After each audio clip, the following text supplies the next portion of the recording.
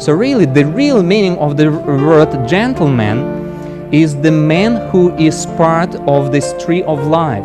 You know, who are we today? We tend to see ourselves as dry leaves on the pavement. One gust of wind and we are gone forever.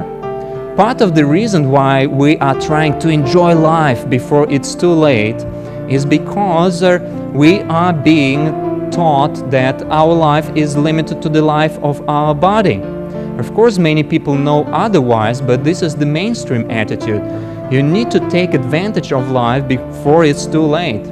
I've seen a very beautiful cartoon in an American newspaper. There was a man on his deathbed, dying, and his last words were, "I wish I had bought more crap." Now, this sums up our attitude, and it all boils down to our perception of ourselves as separate from everything else. Our ancestors had a different perception. They were seeing themselves as not a leaf separate from the tree, but as a living green leaf or a branch attached to the tree. Gentleman, you are a man as part of your family line. This is what makes you completely human.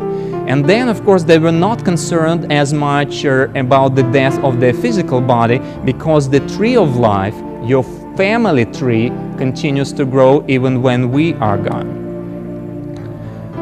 Who of you know or knew until now that the English language has the word husbander?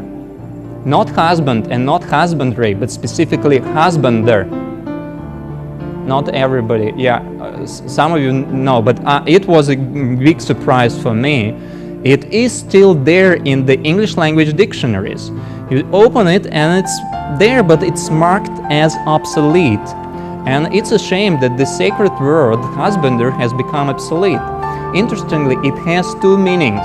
One is a good husband in the sense of head of the household, but the second meaning of the same word is a good gardener. Somebody who takes good care of their soil, of their land, of their motherland. And now the reason it's one and the same word is they were not making a distinction between being a good husband and a good gardener.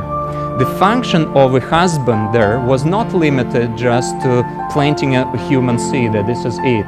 It was all-encompassing. Of course, a good gardener doesn't just limit himself to planting a seed. He first prepares the fertile soil, and then after planting the seed, makes sure that the tree grows and matures, and then harvests the fruit himself and saves some seeds for the next season, so that the cycle of life can repeat itself.